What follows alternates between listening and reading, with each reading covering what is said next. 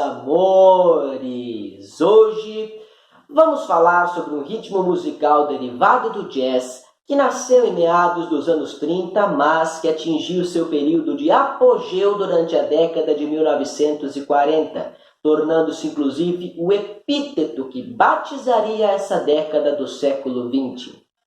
The Swinging Forties, ou em português, os balançantes anos 40.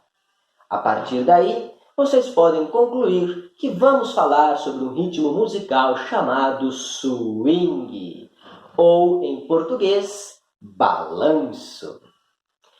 Embora eu tenha dito para vocês que o swing nasceu em meados dos anos 30, o que é verdade, suas raízes remontam ainda à década de 1920, quando o jazz, que originalmente era um gênero musical marginalizado, ouvido pelas populações negras periféricas dos Estados Unidos, acabou se tornando o grande definidor da identidade musical nacional estadunidense neste princípio de século XX. Ou seja, o jazz deixa de ocupar uma posição marginal na sociedade para se tornar febre mundial. E foi no meio desta febre do jazz que nasceu, inclusive, o mercado da indústria fonográfica. Bom, conforme vocês já sabem, o jazz, como eu acabei de dizer para vocês, é um gênero musical originalmente nascido de populações pretas dos Estados Unidos. Porém, nos anos de 1930, alguns musicistas e instrumentistas brancos voltaram seu olhar para o jazz como uma forma de poder ganhar dinheiro com o seu trabalho. E desta forma, uma vez que estes musicistas brancos tinham condições financeiras um pouco melhores, eles conseguiram montar as chamadas big bands. O que são essas chamadas big bands? Que conceito é esse? Traduzindo ao pé da letra para o português, big bands significa grandes bandas. Tratavam-se de orquestras que possuíam entre 12 e 16 componentes, ou seja, músicos, instrumentistas, cantores, maestro, etc. E, portanto, com esta grande quantidade de pessoas trabalhando nas orquestras, as bandas que executariam canções de jazz tanto ao vivo quanto gravadas tinham mais possibilidades criativas para os arranjos das canções ou que eles gravavam de outros compositores ou que eles compunham por eles próprios. Foi nos anos 30 que as big bands se popularizaram, mas foi nos anos 40 que elas atingiram também o seu apogeu. Lembrando que, embora as big bands tenham sido uma iniciativa privada de músicos brancos estadunidenses, muitos músicos pretos também conseguiram formar suas próprias big bands, como é o caso de Count Basie, Duke Ellington, entre outros. Mas enfim, o que é que o swing tem a ver com isso? Sei lá, a vida é uma grande ilusão. Acontece que o swing nasceu de uma dessas big bands. No ano de 1935, o maestro Benny Goodman se apresentava com sua orquestra, ou seja, com sua big band, em um salão de baile chamado Palomar Ballroom da cidade de Los Angeles, estado norte-americano da Califórnia. Porém, naquela noite de 21 de agosto de 1935, Benny Goodman estava enfrentando um público difícil, um público desanimado, que não se entusiasmava independentemente do sucesso que Benny Goodman e sua orquestra tocassem. Eles tocavam uma música e nada. Tocavam outra e nada. Até que Benny Goodman decidiu dar um intervalo no show, se reuniu com sua banda e disse: "Gente, seguinte, eu não consigo trabalhar desse jeito. A gente vai ter que inventar alguma coisa para fazer esse povo se animar. Senão, não vai ter como terminar esse show."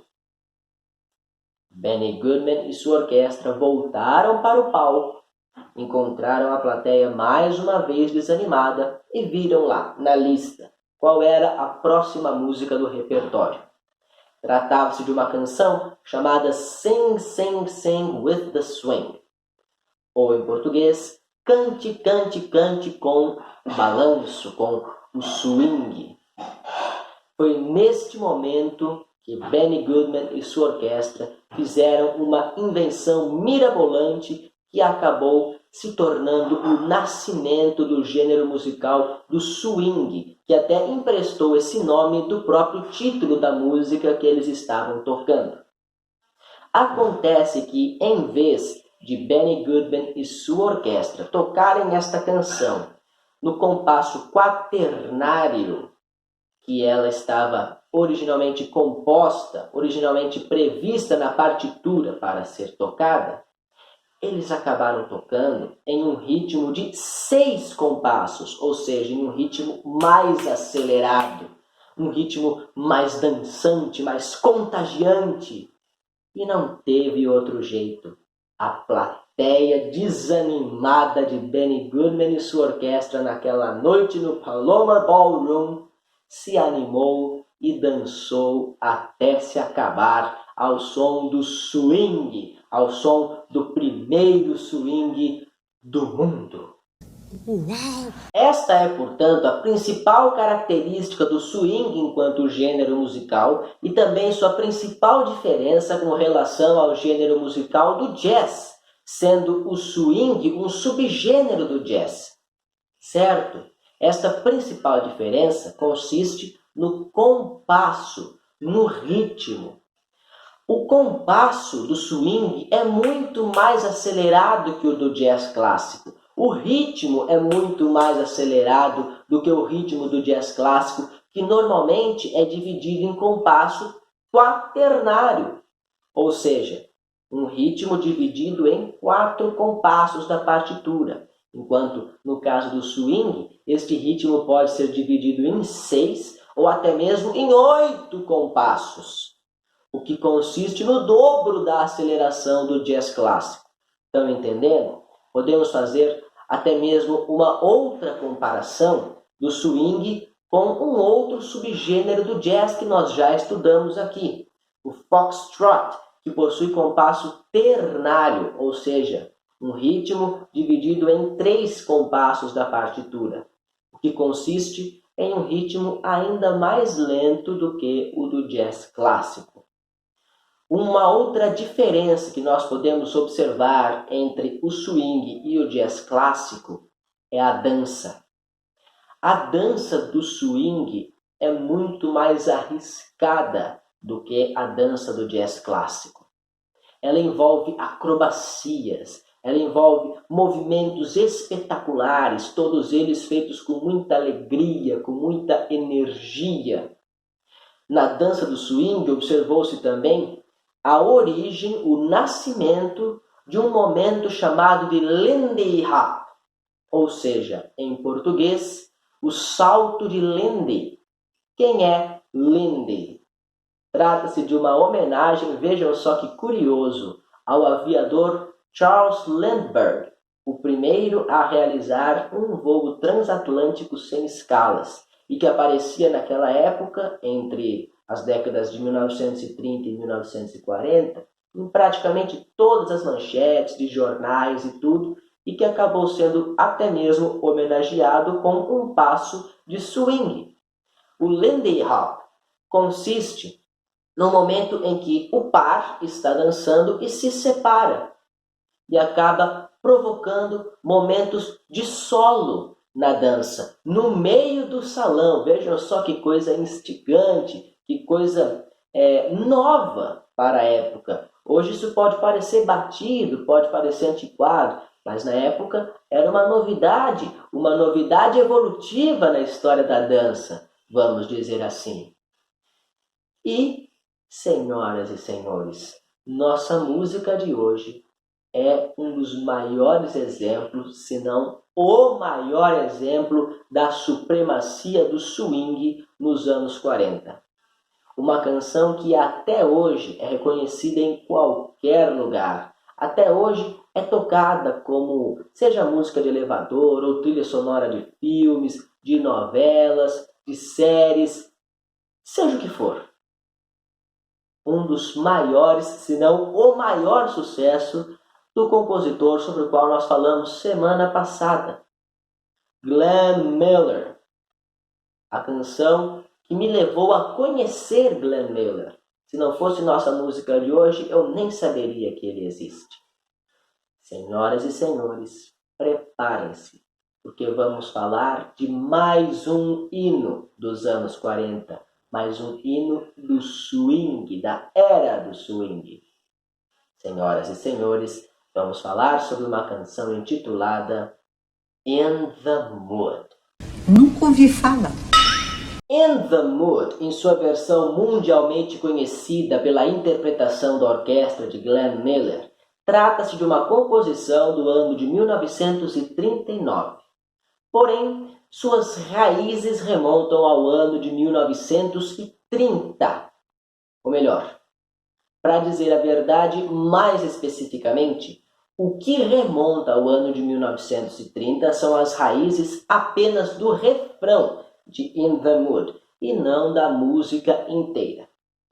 No ano de 1930, um compositor chamado Wendy Manon, acompanhado pelo seu parceiro Jimmy Dale, havia composto este refrão para integrar uma música intitulada Tar Paper Stomp, que foi gravada naquele mesmo ano de 1930 pelo próprio conjunto de Wendy Manon, chamado Barbecue Joe and His Hot Dogs. Vou deixar esta gravação aí embaixo na descrição do vídeo. Esta é a primeira gravação a conter o refrão que anos mais tarde seria aplicado em In the Mood. Mas se vocês pensam que o compositor de In the Mood seria o primeiro a se apropriar deste refrão, estão muito enganados. Logo no ano seguinte ao lançamento de Tar Paper Stomp, ou seja, em 1931, um outro compositor chamado Horace Henderson apropriou-se do refrão composto por Wendy Manon para integrar uma composição sua intitulada Hot and Anxious, ou em português, Quentes e Ansiosos. Esta composição seria gravada naquele mesmo ano de 1931 pelo irmão de Horace, Fletcher Henderson, com seu conjunto Biltmore Bells Hop. Vou deixar esta gravação aí embaixo na descrição do vídeo também. Mais tarde, em 1935, um outro compositor chamado Joe Garland novamente se apropriaria do refrão composto por Wendy Manon para integrar uma composição sua intitulada There's Rhythm in Harlem, ou em português, Existe Ritmo no Harlem. Porém, esta canção, gravada pelo conjunto Mills Blue Rhythm Band naquele mesmo ano de 1935, não fez nenhum sucesso, deixando Joe Garland um pouco desapontado. Ele nunca esqueceu o fracasso de sua composição There's Rhythm in Harlem, que ele apostava que seria um sucesso. Por isso, em 1939, ele mudou algumas coisinhas e rebatizou a canção com o título de In the Mood, que, traduzindo ao pé da letra para o português, poderíamos traduzir como no humor ou no temperamento, mas fazendo uma tradução, ou melhor, uma adaptação mais ao nível da nossa linguagem cotidiana, seria no clima, sabe? Estou no clima. In the Mood foi gravada pela primeira vez naquele mesmo ano de 1939 por Edgar Hayes e sua orquestra. Novamente, para o desespero de Joe Garland, a versão de Edgar Hayes não fez nenhum sucesso. Sorte a dele que naquele mesmo ano viria Glenn Miller, gravaria In the Mood e seu lançamento atingiria os píncaros da glória. Motivado pelo próprio sucesso de Glenn Miller enquanto artista, In the Mood não demorou para atingir o primeiro lugar nas paradas de sucesso, onde permaneceu por 13 semanas seguidas. E embora tenha deixado o primeiro lugar nas paradas de sucesso após 13 semanas, In the Mood foi uma canção exaustivamente tocada até o final da década de 1940. E uma canção que continua sendo tocada até os dias de hoje. Em 1983, In the Mood foi conduzida para o Grammy Hall da Fama, assim como a nossa música da semana passada, Moonlight Serenade, que também foi conduzida para o Hall da Fama em 1991. Eu vou deixar aí embaixo na descrição do vídeo, além da gravação de Glenn Miller, uma cena de um filme onde Glenn Miller e sua orquestra interpretam nossa música de hoje ao vivo. Ok? Naquele mesmo ano de 1939, um compositor chamado Andy Razaf criou uma letra para a nossa música de hoje, In the Mood, que já estava explodindo nas paradas de sucesso. Esta versão original de In the Mood com letra foi gravada também no final daquele mesmo ano de 1939, no mês de dezembro, porém não fez nenhum sucesso. O conjunto que originalmente gravou In the Mood com letra chamava-se The Four King Sisters. Eu vou deixar a gravação delas aí embaixo na descrição do vídeo, mas novamente adianto para vocês que esta não é uma gravação nem um pouco famosa, nem um pouco conhecida. Talvez porque nenhuma versão de In the Mood com letra fez sucesso. Nenhuma! É impressionante. In the Mood é uma canção muito mais conhecida e eu diria até que muito mais divertida em sua versão orquestral e instrumental, principalmente quando interpretada pela orquestra de Glenn Miller. Ainda assim, vou deixar também aí embaixo na descrição do vídeo uma gravação do ano de 1952 na voz das nossas queridas Andrews Sisters, que gravaram In the Mood com letra e merecem certo destaque.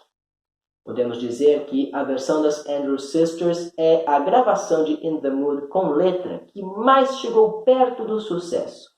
Porém, não podemos nem comparar a versão das Andrews Sisters, assim como nenhuma outra versão de In the Mood cantada com as versões instrumentais que correm o mundo por aí.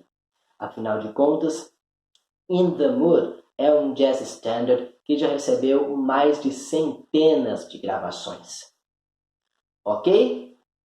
E assim, minha gente, finalizamos o nosso programa de hoje. Espero que vocês tenham gostado de aprender sobre o ritmo do swing, sobre o surgimento deste gênero musical e também sobre um dos seus melhores exemplos, que é a nossa música de hoje, In the Mood. Semana que vem, encerraremos o ano de 1939 com mais um exemplo retirado do cinema musical. Encontro vocês lá e até a semana que vem. Um abraço no coração de todos, beijos na alma de cada um e tchau, tchau. Lembranças do Emílio.